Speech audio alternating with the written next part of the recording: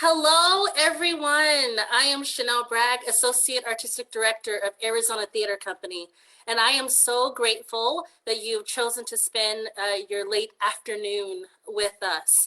We are starting a new series, Community in Conversation, and it's extremely important with Arizona Theater Company that we provide a platform not only for ourselves, but for our artists that we invite into our spaces and for the community that surrounds us. So this is the beginning of lots of different discussions that are going to come your way.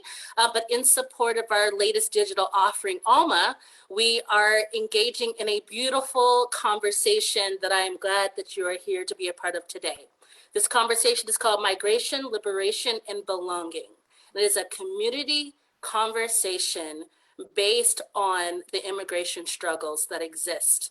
Being this close to the border, the proximity, it is not lost on us in Arizona how important it is to have this conversation.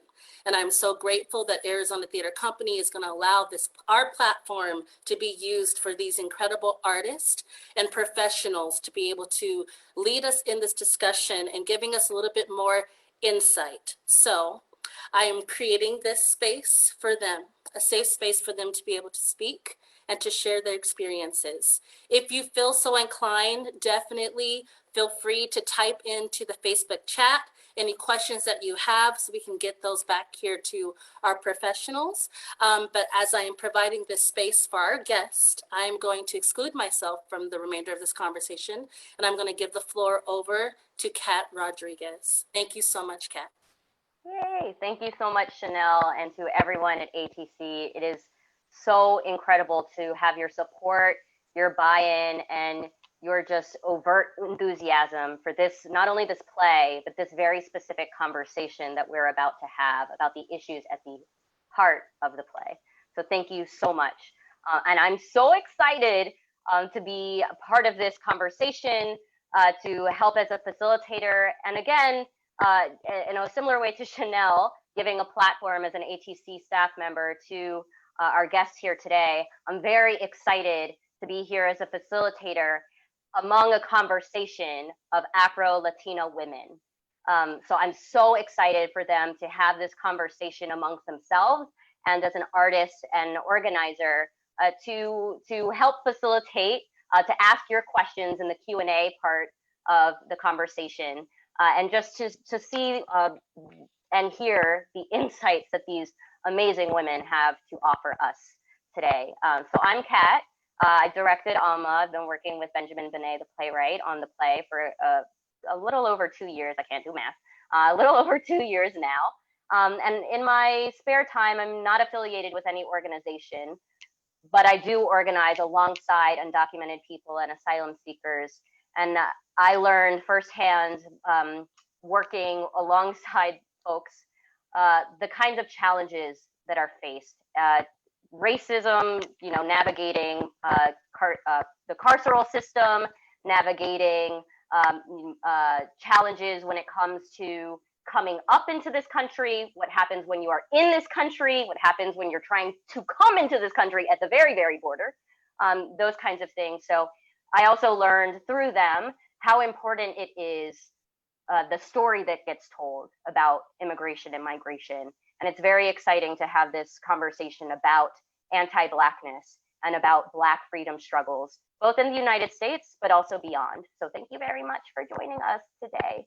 I want to kick it over to my gal pal in crime, who is a co-moderator and co-curator for this conversation, and I'll let her introduce herself. Thank you so much, Kat. Thank you so much, Chanel, and the entire team at the Arizona Theater Company for having us, for allowing us to share our experiences, to give a voice to the Afro-Latinx community, to the Black immigrants community, because we understand the need for that. As Kat mentioned, my name is Gerlin Joseph. I am the co-founder and executive director of the Haitian Wood Alliance, and also the Black Immigrants Bail Fund. We are an organization that serve incoming immigrants and also immigrants who are already in country. We focus on Black immigrants from the Caribbean and Africa, and also including Afro-Latinx immigrants, looking at the diversity of who we are as a people in the diaspora, whether we were born, in Haiti, in Dominican Republic, in Cuba, in Guatemala, in Honduras. We are here and we want to just express ourselves. And it was beautiful when Kat reached out to me to talk about the amazing play Alma, where I don't know, I hope you had a chance to see it a couple of days ago.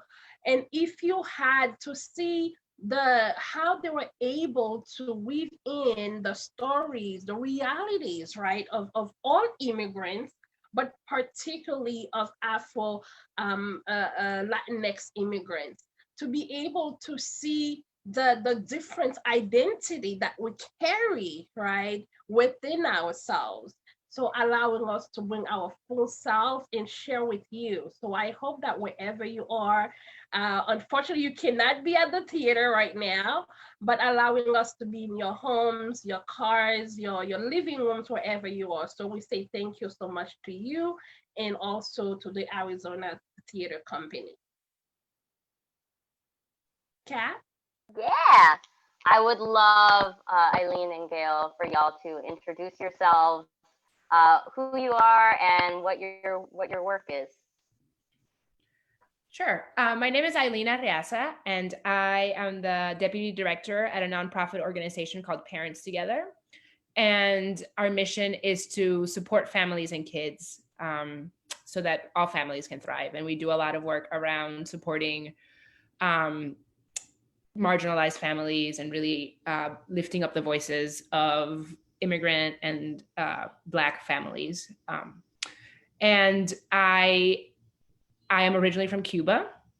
I immigrated to the United States when I was 9 years old, and I live in Charlotte, North Carolina.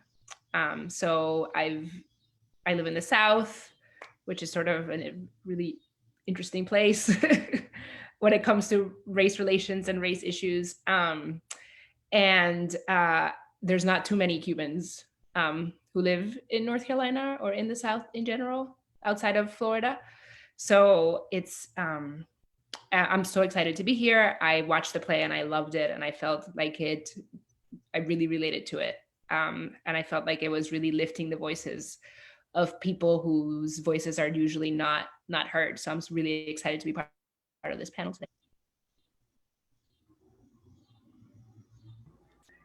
Hi, everybody. My name is Gail Williams. I am Afro-Colombian. So my mom is from Cartagena, Colombia. My dad is from Southside Chicago. I grew up, I call myself a border kid, right on the border of Nogales, Arizona and Sonora. But home for me is Tucson. And I'm really excited to be here. Had a lot of experiences growing up on the border, seeing like racism and even just anti-Black growing up in Tucson. I currently work, it's a new program that started last year called Nueva Esperanza, where I am the lead teacher and work with the unaccompanied minors that cross the border. And I have kids that have come as far as South America, kids from Central America, Mexico. The ages range from 5 years old to 12 years old. We provide short-term foster care for these kids. And while they're in our care, our case management team and clinicians are working with the child, providing trauma-informed care and working to reunify them back home with their family. They located here in the States, finding sponsorship and hopefully reunifying them back with the families. That's our main objective for our program. It's a wonderful job. I've learned so much. These kids have inspired me. Their stories of courage, as young as 5 years old, traveling by themselves. but also just the trauma of being separated from their parents, having to, really get them first to trust you, building a safe space for them. Um, I love that my position, I'm able to use my voice a lot and really just seeing what's in the best interest of the kids. So we try to provide just a space where they're able to speak about, what feels comfortable for them, what they're looking for. So really tailoring to what their needs are. Uh, it'll be a year in September that I've been with this program, and right now we haven't had kids in care since March. So we're starting to really just go the avenue of virtual learning once we do get kids in care. So, just dealing with COVID and now isolation and quarantine, those are all like the things that we're working on in our program to make sure we have all that in place before we receive any kids in care. Oh my God. What a blessing to have folks who can speak from professional and personal experience, right? Thank you so much for lending your voices to this platform, engaging in this very important conversation. I want to just open it up really quickly for all of you all to discuss, just help us to understand, grow in our understanding why we're centering this on Blackness, on anti-Blackness, and on Black people. I think there's a lot of conversation about racism and immigration, or racism and the carceral system. This is a conversation that is even more specific than that. And I'd love to hear your thoughts just briefly on why have a conversation on anti-Blackness rather than generally on racism. Mm-hmm. Kat, I think that when we look at Afro-Latinx, when we look at immigrants of African descent, there is this idea that we don't exist. We are in the shadow. We want people to see that that is not the reality. We actually have a woman from Cuba, a woman from Colombia, right? A woman from Haiti. So we exist. And we understand that within the immigration justice movement, there is no narrative of us. There is no voices of us. So there is even more layered than just racism. And we are speaking about the United States, but we can also go back to Cuba. We can also go back to Colombia and Honduras and find the same anti-Blackness within those communities, within those countries.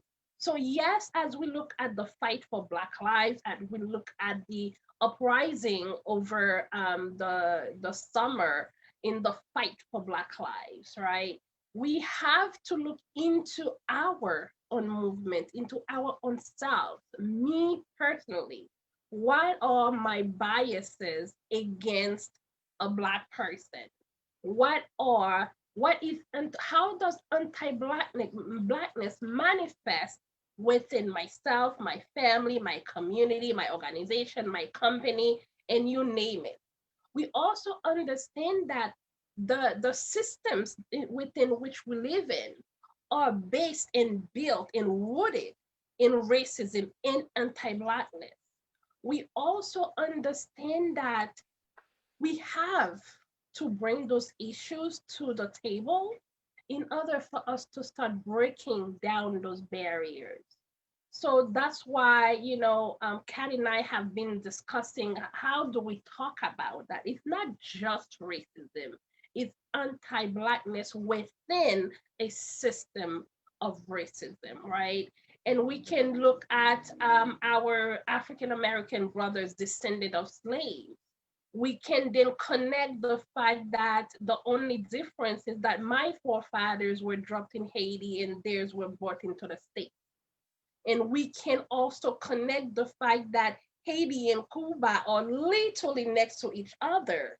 And the struggle that had to happen in those countries in the Caribbean, quote unquote Haiti Hispaniola, which gives us the word Hispanic, yet because of our Blackness, we are being excluded from Latinidad. We are being excluded from Hispanic and Latinx, right? All of those racism and layers within that anti-Blackness, we see how whole groups of people are being excluded from the narrative, from belonging. And when we talk about Afro-Latinx within the immigration movement systems, where do you fit in? When big, Latinx led organizations are speaking, it's never an Afro-Mexicano. When we are watching telenovelas, you don't see Eileen. When you're watching those things, there is a proximity to whiteness that is needed to be portrayed. And there is also a need to erase and be as far to Black as possible. So I think that is why those conversations are necessary within our very own enclosed communities, within our own system of oppression, suppression, and all of the different things we are seeing happening around the world, but most definitely within the US. And when we look at, just want to make a reference to Alma, when we look at the mother situation, in my situation, in the situation of many undocumented Black people in this country, is that even when we gain, right, a green card or permanent residency, even when we become a US citizen, that does not protect us. Citizenship does not protect Black immigrants in this country. It's just a means to be able to go to work, to go to school, to buy some things that we want. But citizenship in this country does not mean protection for Black bodies.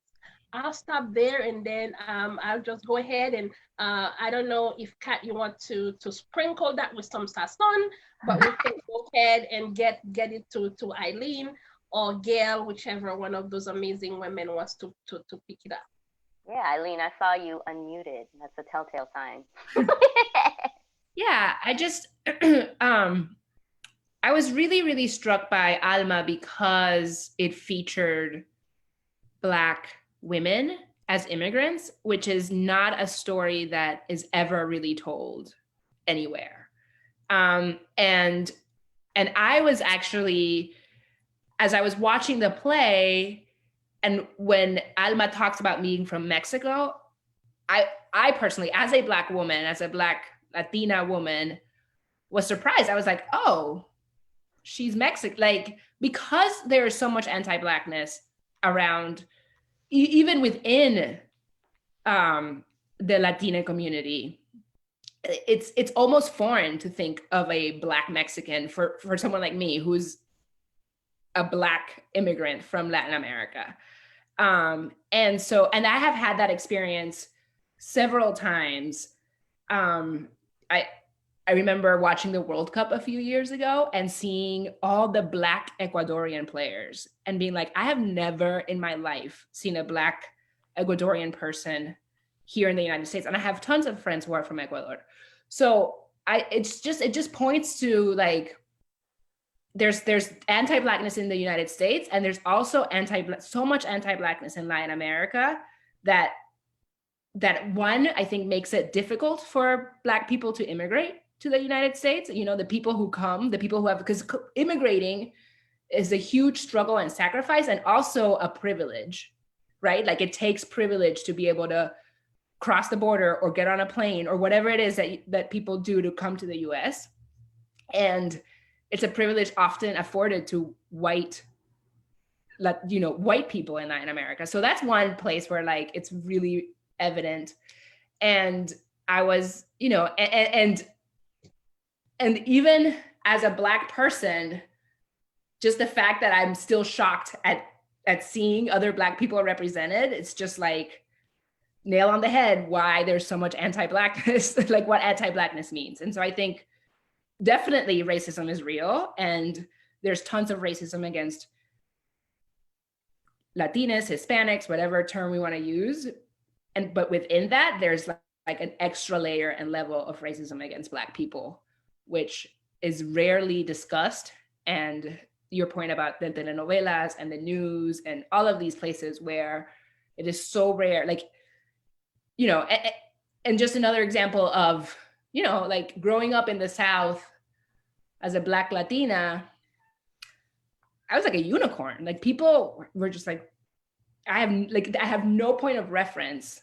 I have nothing to compare you to. It's not like, oh, you're like so-and-so who I know. It's like you are, Yeah, Cruz. You're almost like an alien. Yeah, I guess Celia Cruz, but like white people in the South don't know who Celia Cruz is. So I just think, yeah, I think there's an important distinction between regular racism, which is real, and then like the deeper layer of anti-Blackness that is also very real. Yeah, and just to add, growing up on the border, you know, like I said before, I experienced a lot of racism of just being one of 3 Black families growing up in Nogales. Always being kind of questioned as to, okay, you're Black, but why do you speak Spanish? And then it just turns into this whole like history lesson. And then having to also express to, you know, some of my Mexican friends, you guys had a Black president. You guys got a whole Guerrero is Black people. And goes back to just the, you know, the education of just learning about your own history, that slavery also went through Mexico. And even just with, you know, the kids that I work with, that's already being taught at such a young age of coming here on top of the journey of getting here. You know, what I have seen is just if the kids are lighter complected, not to generalize, but their journey may not be as hard as someone that is darker complected coming over here. Like it's almost like they're more vulnerable on the trek to get here to the United States, you know. So yeah, I do feel like there's just a lot of shame behind like your color, and that you're not gonna, you know, be better than your, you know, maybe someone lighter complected. I mean, this issue is deep because it is really breaking down like our stereotypes, the racism that you experience in your own country, and then even just within our community, there's you know, we can also be racist, and checking that, you know. But if we don't have these type of discussions, you know, it's like you got to confront the elephant in the room, or else we're just going to continue to pretend like this issue's not happening, and we know that it's happening. You know, I've like I said, being in growing up in a small town, it was very uncomfortable, you know, going to school and then having a Black Barbie, bringing that to school, and then being told like, no, we don't accept that. Like it needs to be a white Barbie. So everything comes back to just your home, what they're being taught. And then those kids are going to go forward and then continue the same cycle if we don't break that cycle. So, you know, with the kids that I've worked with, you know, just hearing as young as 5 already being told like, you know, you're not beautiful because you're darker complected. It's like we're already kind of putting that type of, you know, those types of thoughts already in someone's head. And of course that could affect them if they're not maybe the type of kid to be surrounded around people that are not, you know, to make you feel like you are beautiful, you are worth something, you will make it, you can do whatever it is you want, does not matter what your complexion is. So going back to, it is just really breaking down the judgments, the stereotypes, and really calling it out. And before we go back to my amazing co-curator, Kat, wanted to kind of talk about something Gail mentioned, being at the border, being a first generation, right, of a Colombian a parent and an Afro-American parent. Is that correct? So how, as a first generation, by not ethnic really, but by background, for lack of a better word, how do you manage growing up, understanding who you are, and be able to then impart that in those children that are coming up right now, whether they are unaccompanied minors, or people who are just arriving, and how do you manage your identity within the space? Absolutely. That's a good question, because I feel like I struggle with that growing up. Not feeling accepted, always having to prove. And then I look at these kids like this is the first stop that they're making, and I'm giving them their first educational experience. And I'm very honest with the kids, and just knowing, like, you're going to, it depends on where they go. A lot of my kids will end up going to the East Coast, like maybe New York, where there's a lot more diversity. So you're going to be surrounded around kids from other cultures, other races, different languages, but just showing them that they, not only, I'm sorry, I'm trying to like just gather my my thought around that. Just showing them that they, that they are gonna experience racism. Like it's evident. I think if I pretend to show them, paint a picture of this perfect America, like I'm not helping them. Like they have to be able to see, that eventually they're gonna have those type of experiences, but you don't allow those experiences to make you or break you. Just the fact that you've made it here, you're strong. Just the fact that you're here, you're amazing, you're independent. And just continue to have those same values, and not allow anybody to tell you that you're less than. So I think that's all part of just that beginning of building rapport with them. And I have to really see the kid, as they, as days go by that they're in my classroom, to just kind of get a personality, a kind of feel for who the child is. But I'm very much about encouraging them to use their voice, and not let, again, their color of their skin define them or limit them. And showing them also examples that we had a Black president, we had a Black first lady, we have professionals in all. I had one little girl, she was from Mexico, and I think she was from like close to the capital, but she was, darker complected. She wanted to be a chef.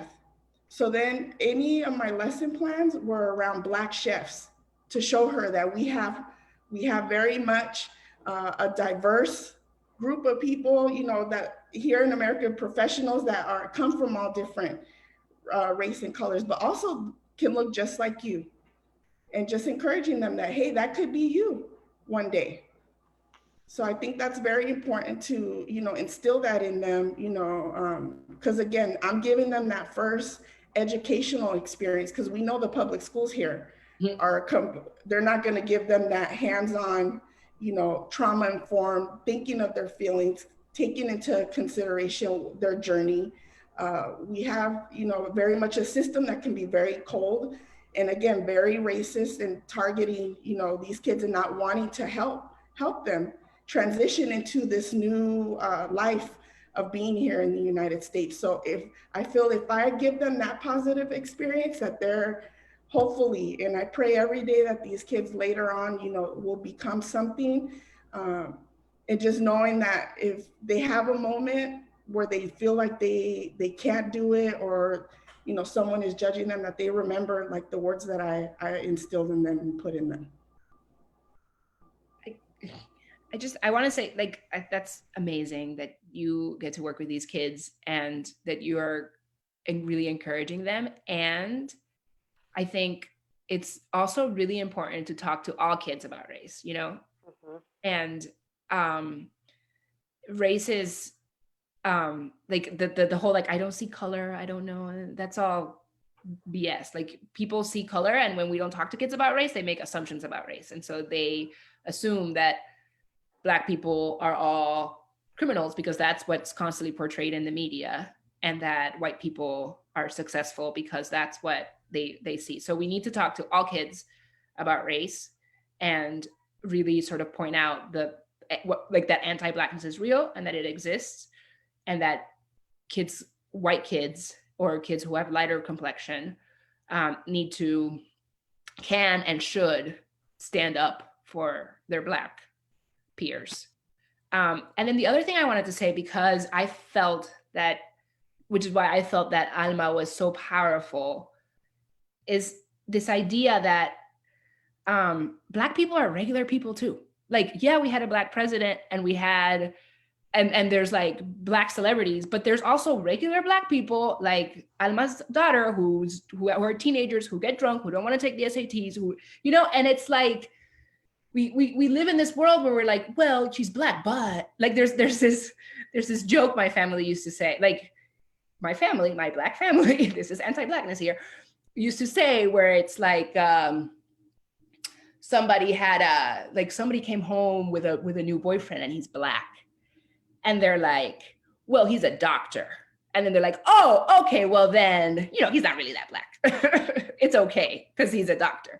So it's like, no, like Black people can be regular people. They don't have to have this incredible achievement to be valued and valuable. And like, we have to get out of this cycle of like being like, okay, you can be a real person if you're Black and you have achieved all these things. Like you don't have to. You can just be a regular Black person and your life matters just as much as anybody else's life. So. 100%.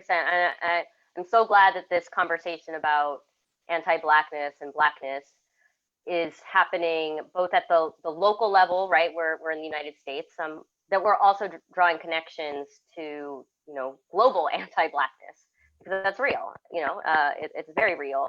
And just to highlight, I think something that is implicitly happening here is that the sense of hope, is there's a sense of hope, right? That as PSAB, People's Institute for Survival and Beyond, which is a great anti-racist organization, says racism was done. And the fact that it was done means that it can be undone, right? And part of that is growing in our understanding of how people, Black people, white people, all people have been dehumanized by anti-Blackness, right? And that dehumanization can happen in the ways that y'all are talking about, whether it's the erasure, the absence of, or in the explicit ways of criminalizing of folks, et cetera, et cetera. And I just want to highlight something that was said about the struggle to prove oneself, right? And finding oneself at a kind of intersection or borderlands, if you will, of Afro-Latinidad or whatever it is. And just to say right now, to those Latinx folks who struggle with a sense of identity, who aren't Black, and whether it's because you don't speak whatever it is, you know, that is the local language in your country, your family's country of origin, is this, just really briefly, is that language, right? Latinidad is cultural, right? That's an ethnic belonging, yeah? It is not explicitly tied to race. There are many races within Latinidad. Spanish is a colonial language. French is a colonial language, right? And so that kind of struggle, I would say, is different than what is happening here, this very important conversation that is happening between Afro-Latino women, because that kind of struggle of, oh, you know, people can't see me as Latinx if you know, I'm not Black, but I have the same struggle. Well, it's not the same struggle, because it's not about anti-Blackness. And this is a provocation, certainly a provocation, which, you know, I'm good for, which is that I would say that's a struggle with proximity to whiteness, right? The struggle, if you're Indigenous or Indigenous descendant, that can be a struggle with that kind of erasure that is distinct, right, from anti-Blackness, which is what we are talking about here today. So if that pushes you, if that challenges you, welcome. welcome to the struggle, and also to listening to the very particular struggle that Black people face within Latin America and within the United States. I want to ask y'all, because it's come up, but I want to spend some time explicitly talking about it, about the particular challenges that Black Latinx folks face when traveling to the US and once they're here, navigating both the journey to get here and then what happens when they're here, and how the systems work together. I know it's going to sound like a tinfoil hat. I promise I'm not wearing one. I'm not a conspiracy theorist, but I welcome y'all to talk really explicitly about what are the particular challenges, and again, how these systems of oppression work together to keep Black people down in the very particular ways that they work to keep Black people down. Well, I definitely think language, working at the courts, I was a victim's advocate, doing protective orders, but where I was at, it was in the law library. So a lot of the people would come there to get petitions. Whenever I would see families that would come in, and would need help, there was no Spanish interpretation there. Everybody there spoke English, and just the treatment that these people would get of just like, figure it out. We don't have anybody here. So, and they're just sitting there literally just looking around, and nobody's trying to help. And it's on purpose. Like, they don't want to help. And here I am, I can't watch that. So I come out and I help, even though I'm not a legal expert, at least just to address the question that they have. And I feel that that's a struggle coming into this country, navigating any type of services that you're gonna need to set up and not having interpretation available. I feel that's a way that, certain systems can try to work against you because they're not trying to help you get those services. So that's one challenge I've definitely seen, working in that type of setting. I mentioned this earlier. I think that I think in Latin America, there is racism there's anti-Blackness. Okay, so because Black people who live in Latin America have less resources, less opportunities, they are discriminated against, I think that it's harder for them to immigrate, because in order to immigrate, you need money, you need resources, you need all of that. So that's like one struggle that I think Black people face when they're trying to come to the United States. And then when you're in the United States, Gerline, you were making this point, like, no matter, like, you could have all the documentation, you can be a citizen, you can be whatever you are, but that does not change the color of your skin. And so as a Black immigrant, if you're driving a car, you're more likely to get pulled over. You're less likely to get a job. You're less likely to get an apartment. If you go to the hospital, you're less likely to get adequate health care. If you're giving birth, like, infant mortality rate for Black women is much higher. So there's all these things that make it harder just because of the color. So it's like, and add to that the fact that you may not speak the language, that you don't, so it's like, you have all these things that come with being an immigrant, which may include not speaking the language, not having documentation, etc., plus an added layer of what your skin color is, which, because, just by looking at someone, you can't tell whether they speak the language or what their documentation is, but you can tell what color they are. Mm-hmm. And then that, this country is anti-Black and we are built, our systems are anti-Black, and everywhere you go as a Black person, you receive different treatment because of the color of your skin. Mm-hmm. Yeah, completely agree with both Eileen and Gail. And I think before I mentioned that our citizenship status or legal documented status as immigrants, as Black immigrants, do not protect us, right? And when we look into that, what we see is that our communities are over policed. And because we have that reality, then we see for minor infractions or for just standing at the wrong corner or from leaving the bodega at the wrong hour, Dios mío, ay, ay, ay. And the next thing you know, you end up in the criminal justice because, for example, in New York back in the 1980s, they had a quota of how many people to arrest, and they go to those underserved communities where we will find Black immigrants, Latinx immigrants, and we see how Black immigrants' children end up into the immigration, into the criminal justice system, and then being end up after, if they serve their time, then they get transferred to the immigration prison system. And we understand that the immigration prison system, as we see it and know it today, started with Black immigrants from the Caribbean, from Haiti and Cuba were coming in. The lighter skinned Cuban refugees were released. The darker skinned Haitians and were detained and then be put in immigration prison. And we see the system continues to grow. So when we look at all the different systems, and when we look at, we cannot talk about immigration without looking into the racial justice movement. We cannot talk about immigration without talking um, about the mental wellness of people because of the fact there's no access to those different things. We also have to be able to make the connections because as a people, we're not only immigrants, we have all the same issues plus immigrant and then plus being Black immigrant. And so as we look at Alma, we see that even though the daughter was born in the United States, you saw the fear that she carried throughout her life.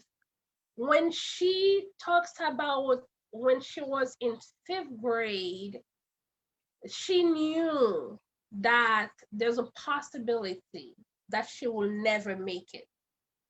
Because of that, she went entire life, which her mother had a prayer because she made that journey. She swam through the rivers with the hope and the wishes that life will be better.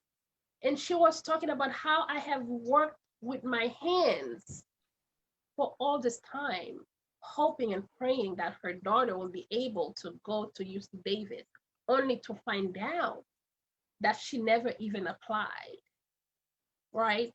And to show you the fear that the daughter carried throughout her life, even though she herself was born in the United States, but the fear that any day, any moment, they can take her mother away from her. That is the reality of every day that we see within the community that we serve at the Haitian Bridge Alliance. We also see that Black immigrants, when they enter the country, for example, as asylum seekers, they are given a higher bond in order for them to be released. That could be anywhere between 10 to 30 to 40 to $50,000, asking a migrant who just made a journey by foot from Brazil, crossing the entire South and Central America to make it here. When they do the right thing is for them to come and ask for asylum at the port of entry. And in return, we take them, we imprison them, and we charge them a $50,000 fee in order for them to be released. And if they cannot pay for that fee, they might stay in prison indefinitely or get deported. That is the reality that we see of Black immigrants dealing, and I'm connecting that with Alma because that is a very real fear that her daughter carried with her for over 18 years. Imagine that. That is the reality. So I just wanted to make that connection as far as the immigration system, the criminal justice system, the over policing of our communities, of our body, and then what we are dealing with in a very, very personal level. It's so important to talk about criminality, right? It totally fits into this idea, this conversation of belonging. Who belongs? Who belongs in this country? Who belongs within Latinidad? It's so important because this is how we see, right? Just to, again, tie what y'all are saying, this is how we see immigration system, the policing system, the prison industrial system working in tandem, right? As y'all were saying, you know, Riley, you were saying, you know, you walk out of the bodega at the wrong hour and you get picked up and suddenly you have something on your record, right?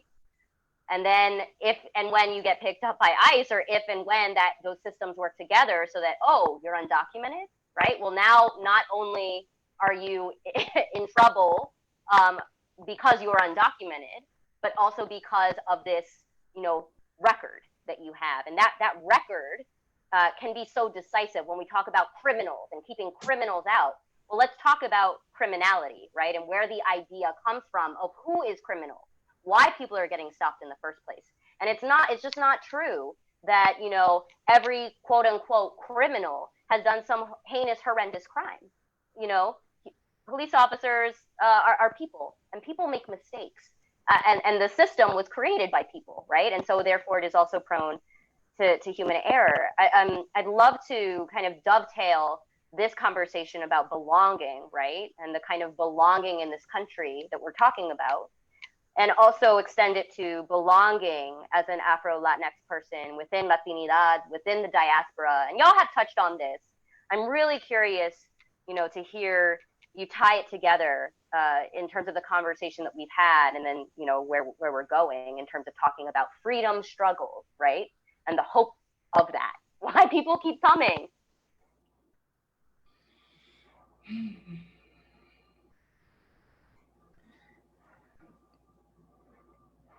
I don't know. I think the one thing that comes up for me is just when I talk about my job, you know, here I'm thinking I'm doing God's work, and then I start telling them, you know, these kids are unaccompanied, and I've had just uncomfortable conversations like, what mother would send her child alone, you know, on that journey, but also not understanding like what's going on in their home country that is leading these kids to leave, leading these families to leave. It's just, I don't know if anybody else wants to piggyback off of that. It is just very hard to have. I didn't think I was gonna have these type of uncomfortable conversations with people, or them challenging me on like, why are you doing that type of job? And why wouldn't I do this type of job? Because we're helping. You know, I don't know, it's just unbelievable to me just seeing, you know, how some people can be real insensitive.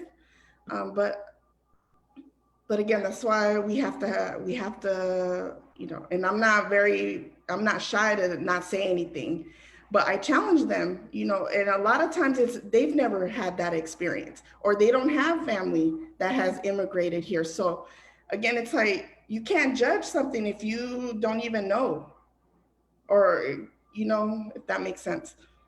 Yes, Gail, it makes perfect sense. And the thing is, migration is nothing new. And what I tell people, whether your forefathers and relatives came from the Mayflower, whether they came to Ellis Island, or they are currently at the border asking for a chance, there is literally no difference. Yeah. You left your original place of being for whatever reason and made it to the Americas. Um, and I'm taking away our black brothers descendant of slaves who were literally taken against their will and being put up on which backs and lives that we are be living right now. And also want to acknowledge the our Native American brothers and sisters upon which lands we reside, and upon which identity have been erased so that can make way for the American dream. So removing those two very distinct group of people. When we look at the rest, we all came from somewhere. Our relatives and forefathers came from Ireland and Italy and all of those different places in England because they were in search of a better life. And our very base, it says life, liberty, and the pursuit of happiness. Then why is it that it is good for some and not for others? Mm-hmm. Why is it migration is amazing for Europeans, but when it is people of color, then it becomes a problem? Where did you come from? How did you get here?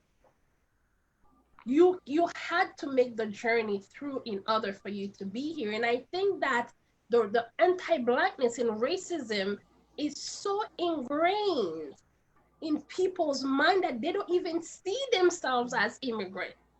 And we see currently this year that they are trying to remove a nation of immigrants in USCIS.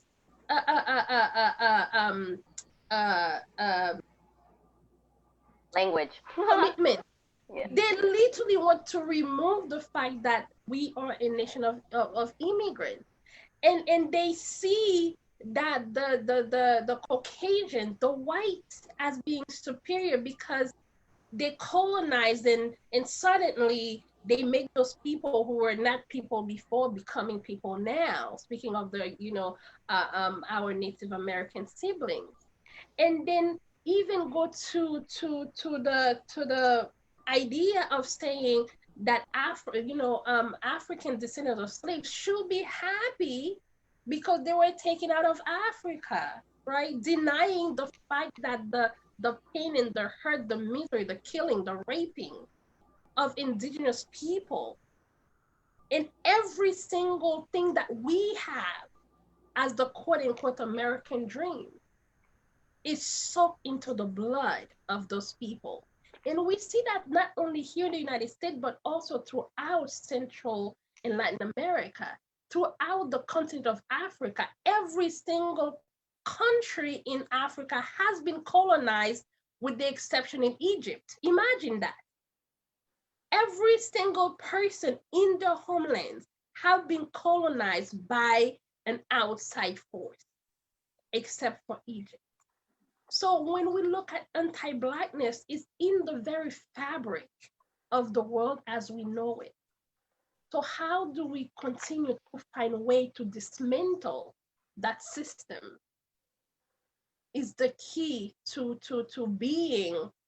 belonging, right? Whether you are a Black person in America, an Afro-Latinx, an immigrant, where do you belong in a world that was not created for you to have a space within it? Where do you fit in? Totally. Eileen, if you want to address that, I feel like you have something to say. And I just want to also flag for all of our viewers and also for all of us that I'm getting word that we have 10 minutes left. And we have a couple of, no, it's all good. Because it's all good, what's being said right now, right? It's so important. We do have a couple of questions that I want to honor, folks' contribution. And Eileen, we definitely want to hear from you too, if you had something to say on the topic. I mean, I just wanted to talk about your question about belonging, and please do. Again, taking it back to the play, and the politics that they were talking about in the play, and I remember feeling on election day in 2016 that I did not belong in this country, like deeply, deeply feeling that in my soul, that this country was not for me. And it's funny because I also remember feeling, 8 years before then when Obama won, that I did belong for the first time, for the first time feeling like really energized and excited and like my voice was being heard. And then 8 years later feeling like I absolutely didn't belong. Like this country was saying to me, we don't want you here by the results of that election. And I think, I think as Black people and as Black immigrants, we belong here. Like, I know that intellectually, but I think that we are constantly told that we don't. And it's like a constant struggle to really believe and convince yourself and work towards and like have that, like the mental health that you need to have to feel like you belong in in this place. And I thought that, like, the thing Alma said about choosing a country and loving a country, I mean, it was just so powerful and beautiful and touching. And I think it's right. Like, we belong here. We chose to come here. It's more than a lot of other people can say who were born into this country. And so I think that means that we do belong. And no matter what society or the country tells us, but it's hard. It's definitely something I feel very personally. For sure. Yeah, it's complicated. There's a lot of nuance to it, and y'all, I think, are highlighting that tonight. And it's because of the resilience and the insistence on humanity from Black people here in Latin America, elsewhere, that we do have freedom, liberation, just full stop, right? An expanded freedom and liberation for all people, because nobody is free. Again, not my words. Nobody is free until we're all free, right? So we have a couple of questions, and we're going to go in order.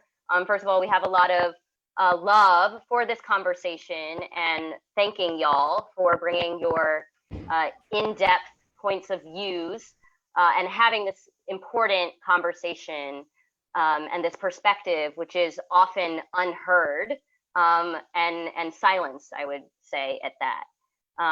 So this the first question is actually for me, and I'll try to be brief because I want folks to hear from y'all. The question is, Kat, how do you navigate directing shows that you connect with that are not directly tethered to the color of your skin? Why did you choose to cast Alma the way that you did? I'm glad to respond to that question. First of all, and this is a nuanced answer, and I'm happy to engage with it in a more longer format kind of way. But in these few moments that we have left, for one, I do not believe that only X person of X community can speak on X thing, right? And in fact, we heard tonight a call from these Black women, right? These Afro-Latina women. If you are a white person, please talk to your children.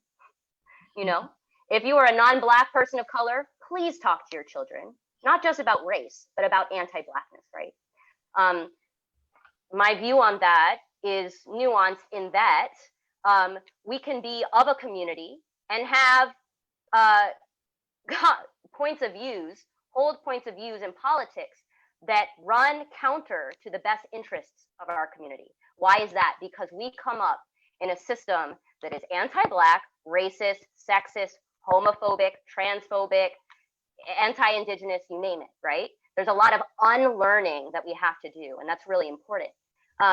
So I think that kind of like misunderstanding of identity politic and representation, where, oh, just because you are of an experience means that you can speak on behalf of, I personally don't believe in that. And I do think, however, that it takes a lot of curiosity and walking alongside people, and a lot of listening and a lot of direct involvement in order to grow your understanding beyond what you came up in, right? What your experiences are, and even what your bubble is, right? Because it's not acceptable to say, oh, well, I have X friend, or, oh, I am involved in whatever, right? Because if we are going to our immediate circle, that's confirmation bias, right? And maybe we'll extend our viewpoint a little bit. I think, really challenging thing is to completely step outside of that bubble and listen and show up. So in terms of Alma and the casting, to answer that particular part of the question, it is so important to me that Latinidad be represented and visible beyond the way that we normally see it, right? And when I say that, I mean beyond white Latinx folks, beyond white passing Latinx folks, beyond, folks who are ambiguous. And you go, oh yeah, what? We need to see Black people who are Latinx and hear their stories. And you know, this play that Ben wrote, and perfect example of the other thing that I was saying. Ben is not a woman and writes amazing femme characters because he treats them as people. And he is, you know, knowing of Ben's background, I can tell you that he grew up in a woman dominant home, right? And so women are people, and he understands, you know, and was privy to some of, I think, the challenges, right, or the struggles or the celebrations that it is to be femme walking through this world. And in terms of Alma, it was very important to me when we hear, you know, of Mexican immigration stories. There's a certain idea already at play, right? Of what does that look like? You know, what does it sound like? What kind of story is it? And it was really important for me. Part of my politic on this is to stretch our understanding. So if folks walk into this and their understanding grows in terms of like, okay, they're Black. Oh, and the mom's an immigrant. Oh, and from where? And the daughter is, you know, without doing a blow by blow, because I know that, you know, some folks haven't had the opportunity to check out Alma, which by the way is still on YouTube. You can still check it out. I think it's really important to check people's biases and assumptions, right?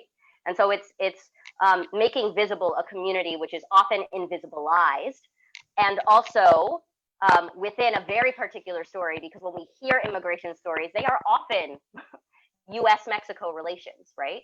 And so to get hyper specific about who those folks are. And, you know, when Ben and I engaged in this conversation, and then I said, I really, you know, I think it would be beautiful and important and sharp for them to be Afro-Latina specifically, Ben went, oh my God, yes, you know, and it makes the conversation about anti-Blackness that is extant in the play and was already there, to be clear. It makes it land on the ear in another way, because it's not a community standing in allyship of another. It's folks living at the intersection, right, of their identities. And we are discriminated because we are immigrants or children of immigrants, and because we are Black, right? So just highlighting it in that way is super important. This next question is for Gerline. In reference to bringing awareness to the stories and perspectives of Afro-Latinx, where do kids, adults go to talk about their stories, ideas? And because everyone here works with children and families, I want to extend it to all of y'all. Mm-hmm. Thank you so much for the question. And Kat, thank you so much for giving us, you know, a bird's view of how you and Ben were able to weave in that story. And before I answer that question, I want to make the connection of the fact that there is this appropriation of Blackness, right, that is happening within the immigration movement systems, within the country at large.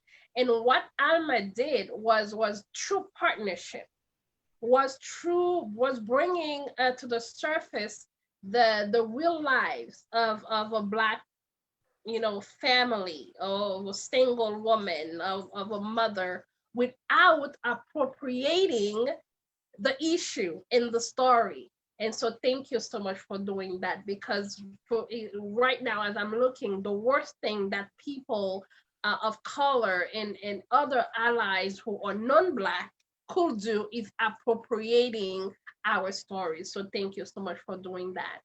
And so to answer the question itself, and I'm hoping our other comrades can also share specifically because of their experiences, is the fact that because narratives and stories of us, of Black immigrants, of Afro-Latinx immigrants that exist, we have to create the stories.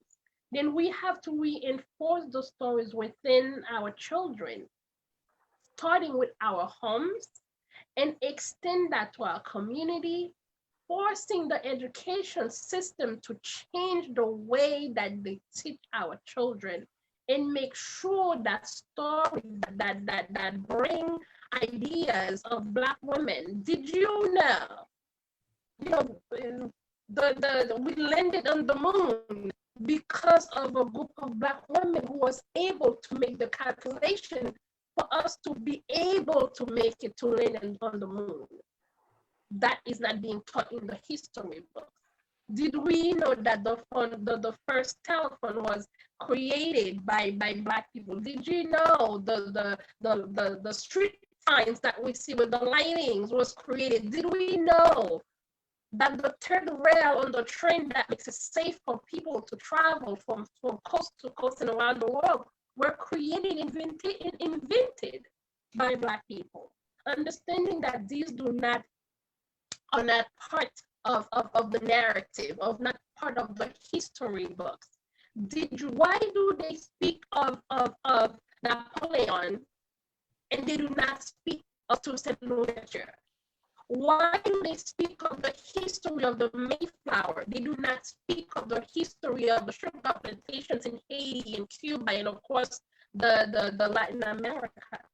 We have to find a way to educate ourselves and then impart that knowledge to our next generation, because that's the only way.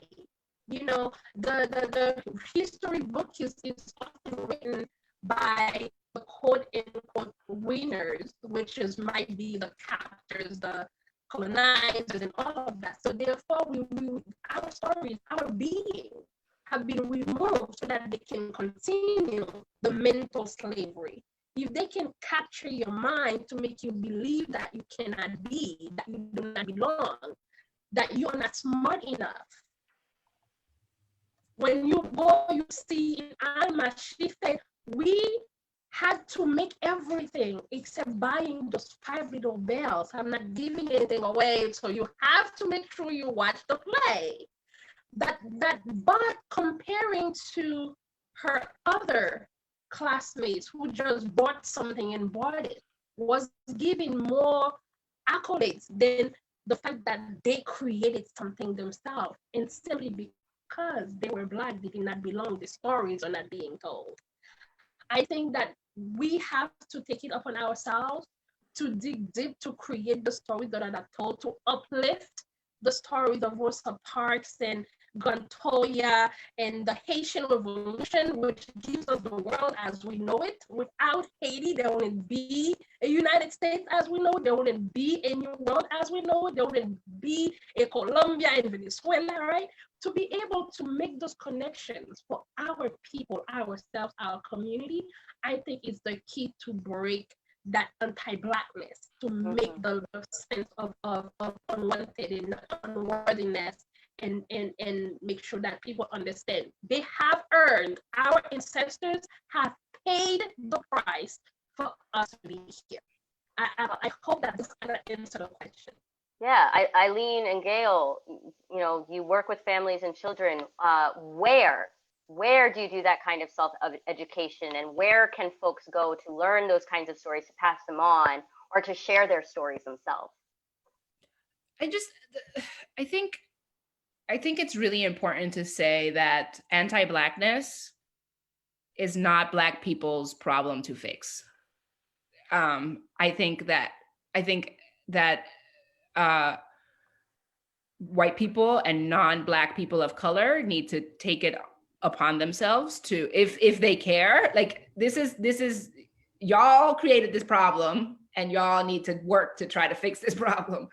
And so I think that it is so important for families, especially white families and non-Black people of color families, to, like, first of all, acknowledge that anti-Blackness is real and that it exists, and then to, like, actively, it's not enough to not be racist. You have to be anti-racist, and you have to be anti-Blackness, you know? And so I think it's about, like, having conversations, creating opportunities for your family to be exposed to Black people, you know? And so, like, take your kids to a Black doctor, you know, take your kids to a Black dentist, put your kid in a predominantly Black school, buy books featuring Black kids for your kid, Black characters for your kids, watch media, consume media together that centers Black people. Because like, if you don't actively choose to center Black people and to point out anti-Blackness, your kids are only going to get what society feeds them, which is Black people are scary, Black people are bad, Black people are inferior. And so I think there's, there's tons of resources. I don't think it's Black people's job to teach you anything. And I think like you need like this, I think white people and now Black people of color need to take it upon themselves to really, educate themselves, educate their families, and like take action for Black people. That's what I think. Absolutely. I mean, I think I mentioned that in the beginning. We have to break down those judgments. You have to break down those stereotypes. And, like Eileen is saying, have those experiences. Go to an all Black school, go to a Black pediatrician or a doctor. Because then you see, like, they're just like you. We all have the same feelings. We all have, we all bleed the same color. And it's not any different just because your doctor's Black, what is, just that part of just breaking down those type of judgments. We have to have those type of conversations. And again, it goes back to like the kids that I have. I would not be doing them a service if I'm painting them this picture that wherever they're going to go, they're not going to have these type of experiences. They're not going to come across people that are not going to accept them. Or as soon as you mention what country you're from, just maybe the stereotype that they get, they have to be prepared for stuff like that. And again, it all comes back to home. What is being taught at home? And like Eileen said, it's not our job. Like, this was not an issue we created. You're putting a microscope on us and telling us what's wrong with us, what we need to do, what we're not doing. That's not the case. Like, you need to confront what it is that you're projecting, what your views you're putting upon us, because that has nothing to do with me. And it almost brings me back to just I'm parking my car and I had this white couple just park in front of me. I wasn't doing anything. I was just on my phone. They moved their car. So again, that's their issue. That's not my issue. I'm not gonna go chase you down and ask you like, why did you move your car? Because I know I'm not a robber. I'm not doing anything, but it's again, the assumption. If they don't break that down, this cycle's not gonna, it's not going to break. But we also have to have the honest conversations. I'm hearing a call in for people to get curious and to move that curiosity into action, right? I just want to shout out a few things for all of our viewers. Number one, this has been wonderful. Thank you to all of our panelists, Merlene, Eileen, Gail. And I also want to say that we were supposed to be joined by Kiko Matos of the Vera Institute for Justice, and unfortunately she fell ill today. So we wanted to thank her so much for her interest and her willingness to participate, and also wish her well in recovery from whatever's got her ailing. The second thing is that you have until Saturday to view Alma, and you can check it out on Arizona Theater Company's Facebook page as well as YouTube channel. Hopefully this moves you into curiosity of watching the show if you haven't already, or reviewing it if you already have, sharing the link, and also beyond that, right? Not stopping at watching this thing, but getting involved, getting curious. What's going on in your local community, right? I guarantee you folks are active, right, in the struggle for Black people's liberation, which is, going to be the way that we all get free. I want to also highlight the fact that there is a post-show conversation happening on Saturday, August 22nd. That's going to happen at 3 p.m. Pacific time, 5 o'clock Central time, and 6 o'clock Eastern time. We did all of that kinds of math for you, so you don't have to figure it out. And then the very last thing, the last thing, as Angel might say, is I just want to draw attention to another project that is coming up that is also going to be available online, that is also engaging intersections, right, with Black people at the center. And that project is Hundreds of Thousands, which is a demonstration that's happening by my dear friend, amazing activist, artist, facilitator, teaching artist, Stevie Walker Webb. And Hundreds of Thousands is going to be happening the 22nd through the 23rd. It's a 24-hour live stream starting and ending at 2 p.m. Pacific time, 4 o'clock p.m. Central time, and 5 o'clock Eastern time. And I'm normally in New York, but I'm talking to you from Waco, Texas, where Stevie is right now. On April 22nd of this year, Stevie's brother, Stephen Wade Walker Webb, who has bipolar schizophrenia, was at his family house and started to have an episode. And so the family called the local mental health facility, and the mental health facility unfortunately sent the police. Wade, as he is known to his family and friends and loved ones, was arrested on the family's front lawn and is currently in solitary confinement, where he has been since April.